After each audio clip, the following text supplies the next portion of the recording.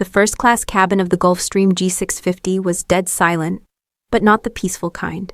It was the terrifying silence of a life fading away. Just moments ago, the infant's screams had pierced through the hushed luxury like shattered glass. Every passenger within earshot, tech CEOs, a fashion editor, and a heavily armed entourage, had winced, shifted uncomfortably, or shot irritated glances toward the source of the disturbance. But none dared to complain. Not when they saw the man holding the child. Jeffrey Palacios, the most feared man in the American underground, sat rigidly in his seat, his jaw clenched so tight it could crack diamonds. The custom-tailored black suit that normally made him look like a dark, powerful angel now seemed to constrict around him like a prison. His normally cold, calculating eyes, the ones that controlled half the East Coast criminal operations with a single, ruthless glance, held a flicker of something foreign, raw, unfiltered panic. The baby, his 2-month-old daughter Evelyn, had stopped crying. And then she had stopped breathing. Her little face was turning a mottled, terrifying blue as Jeffrey shook the tiny, limp body. His large hands utterly useless. 3 rows back, Marie Feinstein felt a physical blow of recognition. She was a single mother and a former pediatric nurse who had lost her own daughter Emma to SIDS just 6 months ago. Her body, completely unaware that Emma was gone, responded to the silent distress with a painful physical ache. While everyone else froze in terror, Marie unbuckled her seatbelt before she could second-guess herself. She rushed down the aisle, ignoring the 5 bodyguards who instantly tensed. She's choking, or she's in distress and can't clear her airway. Marie didn't address the dawn. She addressed the problem. Jeffrey's eyes, normally stone, finally focused on her. Something in her posture, her desperate urgency, made him order his men to stand down. "Give her to me," Marie demanded, her voice shaking but firm. "I'm a nurse. Give her to me now." The moment Evelyn's limp body was in Marie's arms, she knew the bottle Jeffrey's guard had been trying to force was useless. The baby was too weak. Marie quickly cleared the airway and began tiny, gentle chest compressions while delivering 2 rescue breaths. On the 3rd breath, Evelyn made a terrifying wheezing sound, a cry of life returning, but she was still weak, shivering, and blue-tinged. Marie looked directly at Jeffrey Palacios, ignoring the gold watch, the icy eyes, and the armed men. "She's starving, Mr. Palacios. She's too weak for the bottle, and she's going into shock." Then Marie did the unthinkable. She looked the Mafiaboss in the eye and said, "My daughter passed away 6 months ago, but I haven't completely dried up. I can feed her. I can bring her back."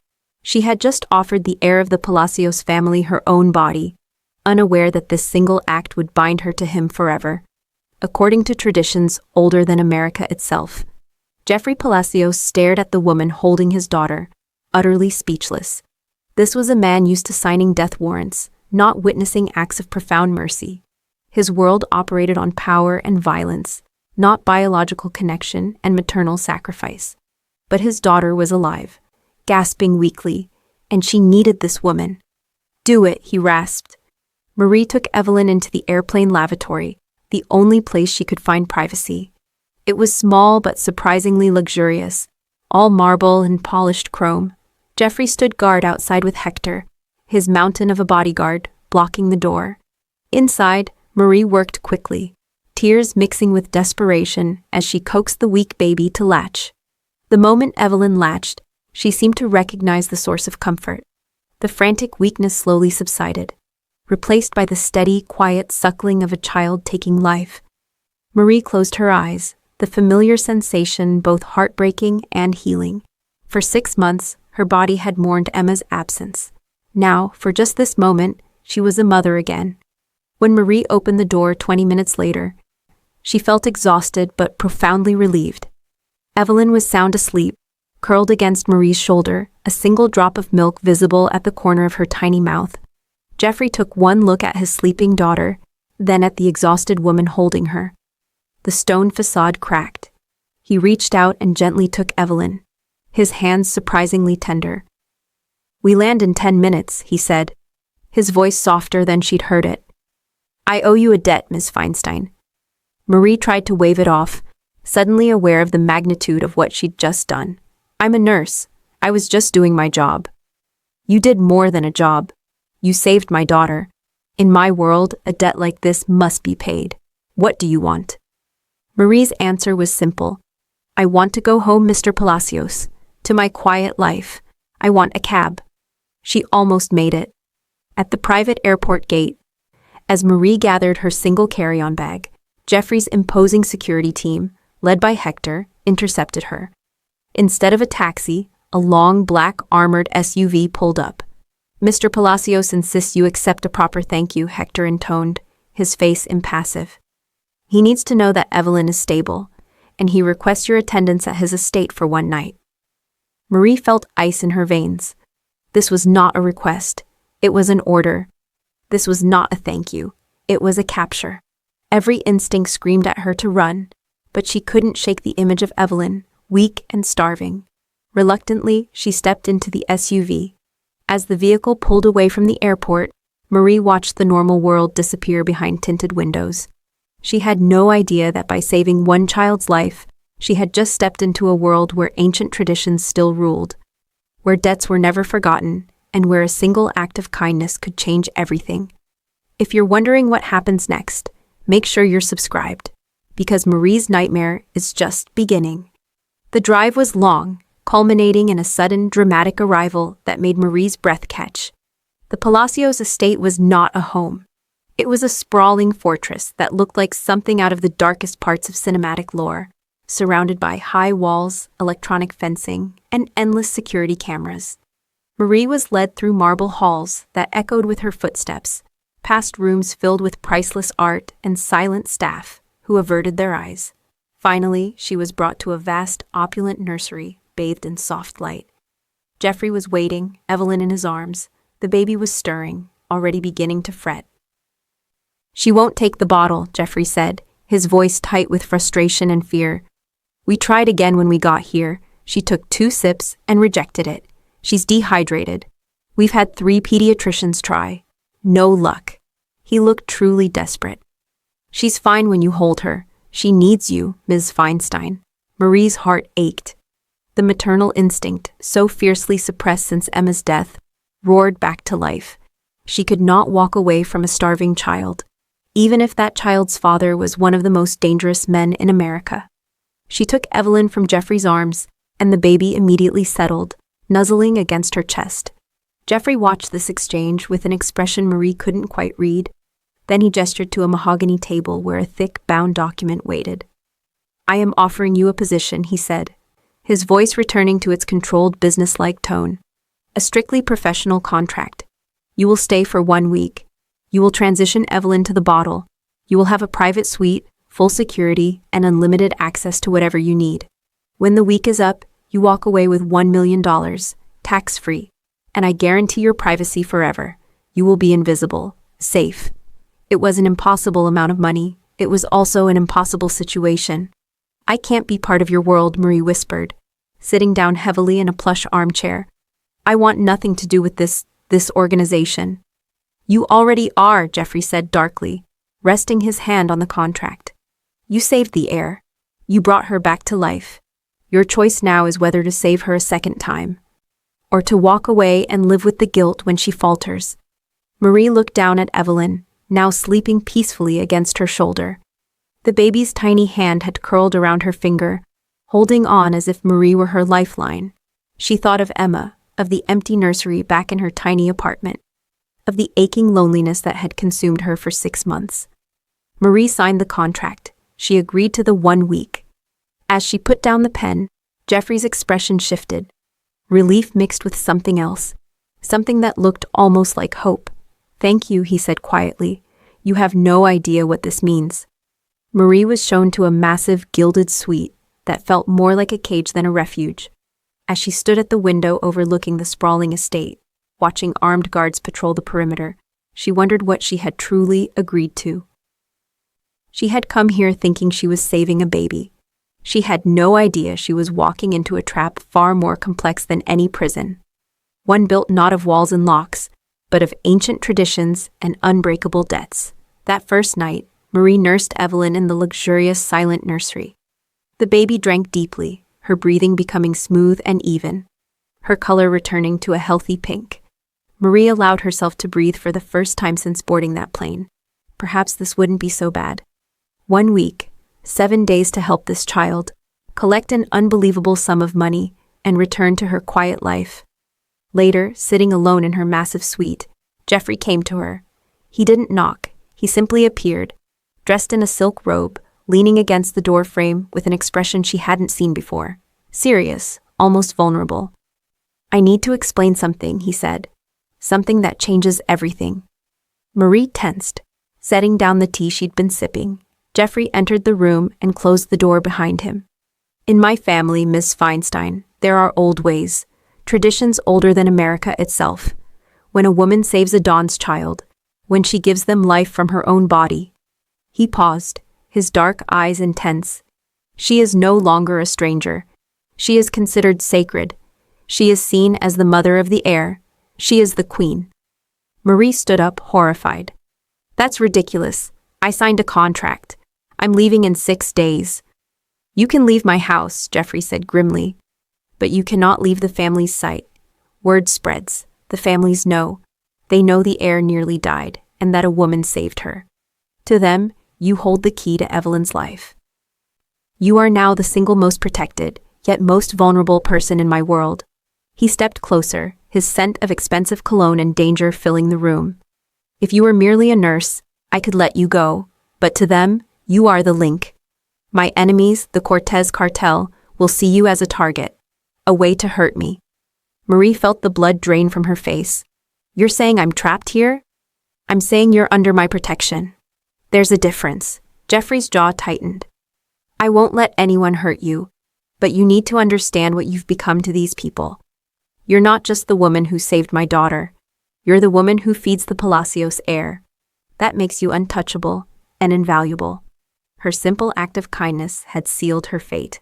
She was trapped in the fortress, now not by a contract, but by an ancient, dangerous tradition she'd never known existed. "How long?" she whispered. Jeffrey's expression softened slightly. "Until I can ensure your safety.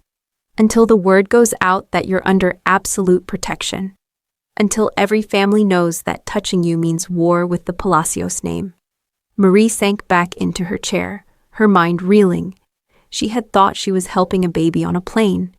She had no idea she was walking into a world where such acts carried weight, obligation, and danger she couldn't comprehend.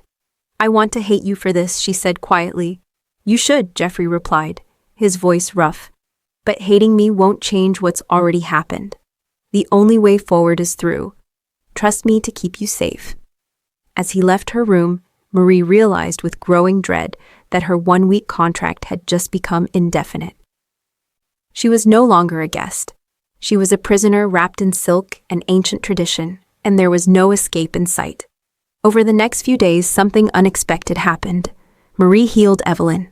The baby thrived, growing stronger and more responsive under Marie's devoted care. She implemented a strict transition plan, slowly mixing formula with her own milk, moving Evelyn toward independence. Jeffrey, meanwhile, was a constant, silent presence. He watched Marie in the nursery, seeing not the panicked nurse from the plane, but a woman utterly devoted to his child. He saw the genuine, unconditional love Marie poured into Evelyn, a love he had been unable to give since his wife died bringing this child into the world. He watched her read to Evelyn, her voice soft and low. He watched her smile, a genuine, beautiful smile that erased the deep grief lines around her eyes. He watched her become a mother again. Marie, for her part, found herself drawn to Jeffrey in ways that terrified her. She saw glimpses of the man beneath the dawn, the way his voice softened when he held Evelyn, the protective tenderness in his eyes, the loneliness that mirrored her own. One evening, he found her sitting on the floor of the nursery, Evelyn asleep in her lap, tears silently tracing paths down her cheeks. "What's wrong?" he asked, his voice rough with concern. "I can't get attached," Marie choked out, wiping her face. "I can't. I lost Emma. I can't watch someone else I love disappear." Jeffrey sat beside her on the soft rug, the most feared man in the underworld sitting in a room full of pastel colors and stuffed animals. "Evelyn is safe here," I will never let anyone hurt her. It's not just her, Marie whispered, looking at him with raw honesty. It's you, your world? It's too dangerous. I can't be brave enough for this twice. He understood. Her grief was a paralyzing fear of new love, of opening her heart only to have it destroyed again. Jeffrey reached out, his powerful, dangerous hand incredibly gentle as he touched her cheek. You are the bravest person I have ever met. You walked toward me when everyone else ran. He leaned in, the air thick with unspoken danger and desire. He kissed her, a soft, careful brush of lips that contained a lifetime of yearning. Marie, despite every instinct screaming danger, responded. She was falling for the terrifying man who had watched her save his child, the man who represented the violence she feared, but whose tenderness she craved. When they pulled apart, Jeffrey rested his forehead against hers. You've given us a chance at normal, at family, something I thought died with my wife. Marie's heart raced. The contract was forgotten. The clock for her 1-week stay had stopped. She was no longer counting down days to leave. She was beginning to wonder if she wanted to leave at all. But in Jeffrey's world, peace never lasted long. And the storm brewing on the horizon would test every fragile bond they'd built. The days that followed felt almost dreamlike. Marie woke each morning to sunlight streaming through her windows, to the sound of Evelyn's happy babbling over the baby monitor. She spent her days in the nursery, the gardens, and increasingly in Jeffrey's company. They shared quiet dinners in the estate's private dining room. Jeffrey told her about his childhood, about the weight of the legacy he'd inherited, about the woman he'd loved and lost. Marie shared her grief over Emma, her struggles as a single mother, her fear of ever loving again. You gave up everything to bring Evelyn into the world, Marie said one evening, watching him hold his daughter. Your wife, she must have been extraordinary. She was, Jeffrey said quietly. But she's gone, and for 2 months, I've been drowning, Marie. Trying to be a father while running an empire, failing at both. He looked at her with an intensity that made her breath catch. Until you. The romantic tension between them grew undeniable. Jeffrey would touch her hand when passing Evelyn over. Marie would catch herself staring at him, memorizing the way he smiled, really smiled, when his daughter laughed. One afternoon in the garden, with Evelyn sleeping peacefully in her stroller, Jeffrey pulled Marie close. You've brought peace to this house, to my daughter, to me. I don't want you to leave. I'm falling for you, Marie admitted, her voice trembling. A dangerous, beautiful man who controls an empire I don't understand. This terrifies me. Then be terrified with me, Jeffrey whispered. Because I'm falling too, and I haven't felt anything but grief and rage for months. You're bringing me back to life. He kissed her again, deeper this time, filled with promise and hunger and the desperate hope of 2 broken people finding each other. For a moment, standing in the golden afternoon light with a child sleeping nearby and a man who'd given up his armor to hold her, Marie believed they could have this. That love could conquer the darkness of his world. She should have known better. The universe doesn't grant fairy tales to people who live in shadows. And Jeffrey's enemies were watching, waiting for exactly this kind of weakness to exploit. The emotional reprieve shattered like glass the next morning. Jeffrey's underboss, a nervous man named Sal, burst into the office where Jeffrey and Marie were having breakfast with Evelyn. His face was pale, his hands shaking. Boss, the Cortez cartel. They hit the Miami warehouse. Complete loss. Jeffrey didn't flinch, but Marie saw his jaw tighten.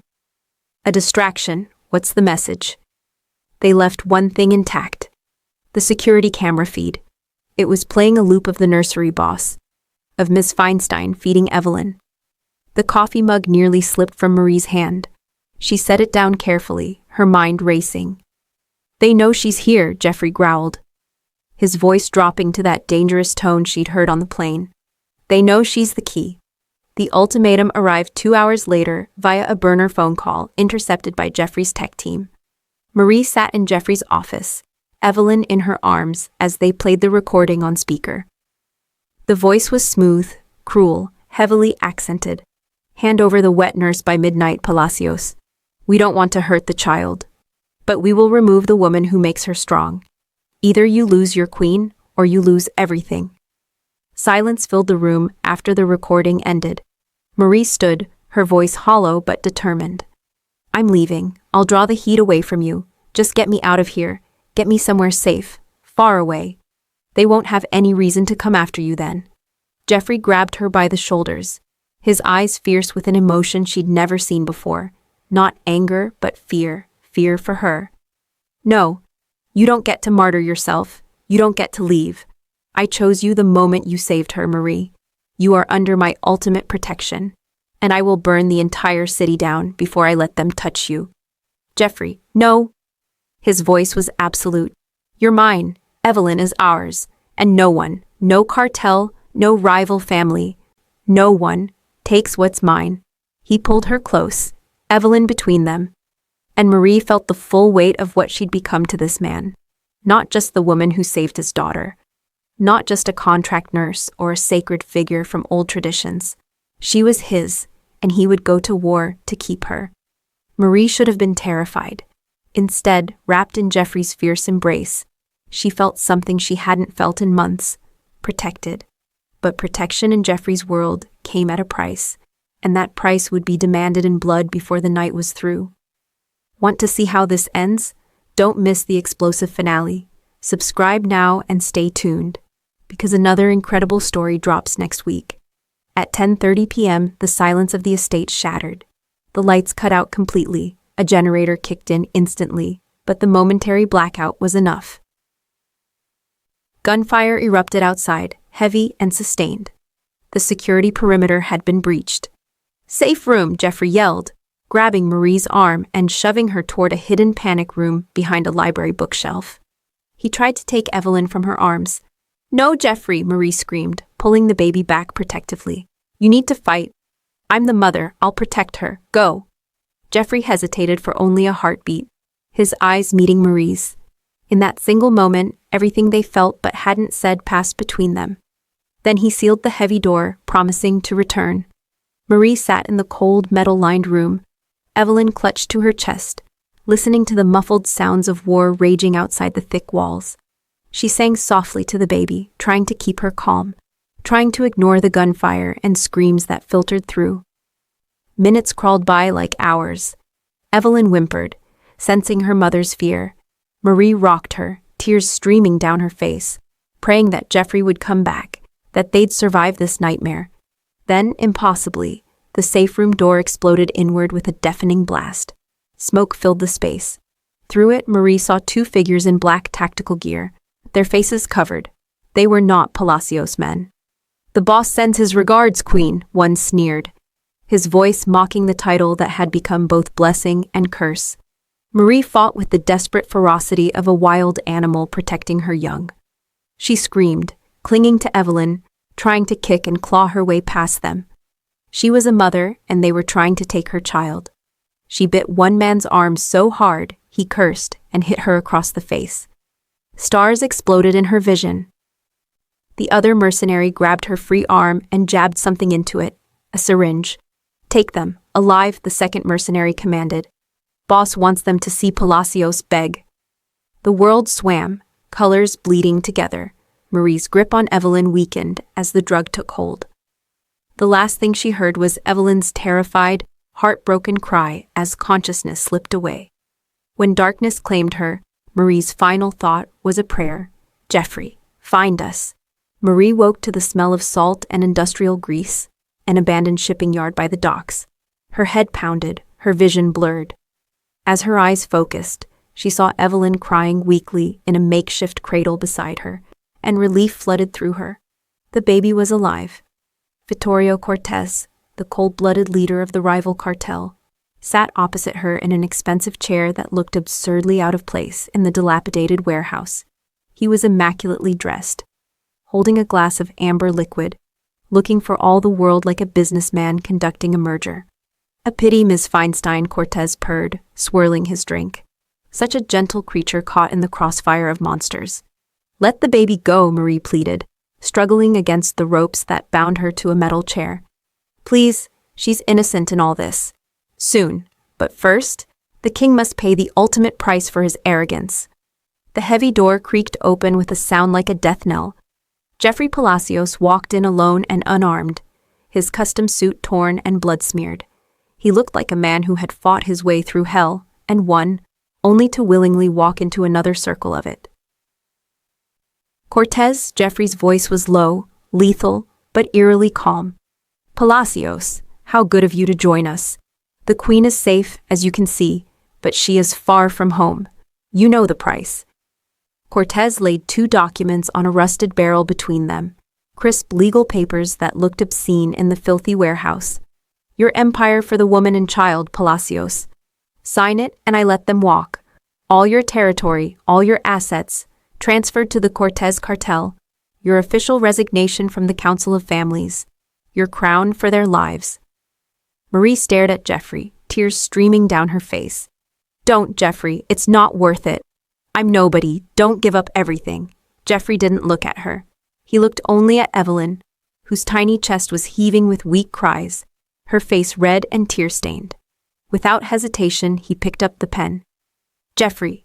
No, Marie sobbed. He signed both documents, his hand steady and sure. Then he looked up at Cortez, a chilling emptiness in his eyes. It's done, he said flatly. The Palacios name belongs to you. Now, let them go. Cortez laughed, a cold, grating sound that echoed through the warehouse. You gave up everything, your empire, your legacy, your power, and for what? He stood, pulling a gun from his jacket. So I could kill you all personally? Did you really think I'd honor our deal? Jeffrey's lips curved into a ghost of a smile. Wrong. I gave up nothing. Just as Cortez's mercenaries moved forward, the massive shipping yard doors slammed shut with a thunderous crash, plunging the room into strategic darkness. A deafening, localized flashbang went off, and Marie squeezed her eyes shut against the searing light. When she opened them, chaos had erupted. Hector and a dozen Palacios loyalists swarmed the warehouse like avenging angels. Jeffrey had anticipated the double cross. He had come to the exchange alone and unarmed, but only after ensuring his most trusted men surrounded the location. By surrendering his empire before the fight, by proving his ultimate priority was not power but family. He had invalidated the cartel's claim and exposed their treachery to the council. He had sacrificed his crown for the family he'd just found, knowing it would return to him once the council saw Cortez's betrayal. In the resulting firefight, Jeffrey fought his way to Marie with terrifying efficiency. He cut her ropes, pulled her and Evelyn close as bullets ricocheted around them. You're safe, he whispered fiercely, shielding them both with his body. You're safe. I've got you. And for the first time since the nightmare began, Marie believed him. 1 year later, the ocean breeze carried the scent of jasmine into a quiet, beautiful villa nestled on a cliff overlooking the Pacific, a long way from the concrete and steel of the East Coast underworld. Evelyn, now a giggling, energetic 1-year-old, crawled across a sun-drenched terrace toward a brightly colored toy. Her dark curls bounced with each movement, her laughter like music. Marie watched her daughter because that's what Evelyn had become in every way that mattered, and her heart overflowed with a joy she'd thought she'd never feel again. Her grief for Emma was still a quiet companion, but it no longer paralyzed her. Evelyn had filled the empty spaces with light. Jeffrey walked onto the terrace, dressed in a simple linen shirt and shorts, looking like a man who had never seen the inside of a custom-tailored suit or commanded an empire. He looked younger, lighter, profoundly content in a way Marie had once thought impossible for a man like him. A few calls today, he said, handing her a mug of coffee. Marie's stomach dropped, old fear rising. The families found us? Jeffrey chuckled, squeezing her hand reassuringly. Nothing threatening, just checking in, making sure we're really out. And we are. He kissed her forehead, the gesture so natural now. I made my position clear. I'm done. The Palacios family belongs to my cousin now. And if anyone has a problem with that, they can take it up with the Council of Families, who officially sanctioned my retirement. Because of me, Marie understood. Because I'm sacred to them. Because you saved the Palacios heir when no one else could, Jeffrey corrected, deep love shining in his eyes. Because you proved that love is stronger than power. The old families respect that.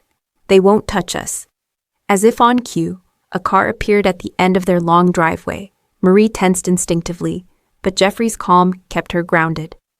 A single sleek sedan pulled up, and a man in his late 60s stepped out, Don Calabresi, one of the most powerful figures in the Council of Families. Jeffrey greeted him with careful respect.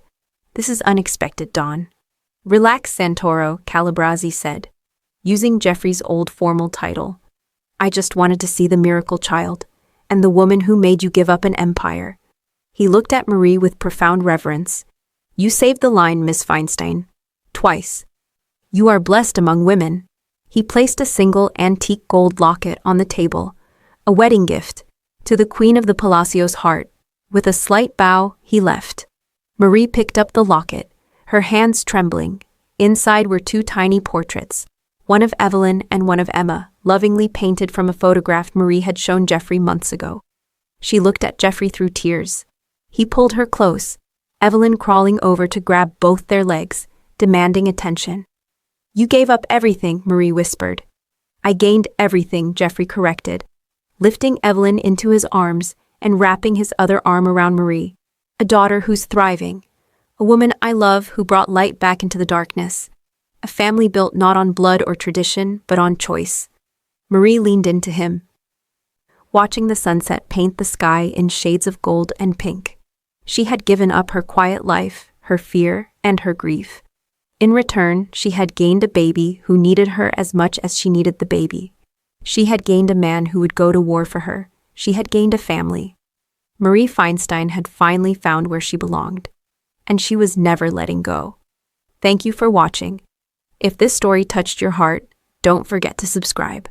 We have more incredible tales of love, danger, and impossible choices coming your way. Trust me, you won't want to miss what's next.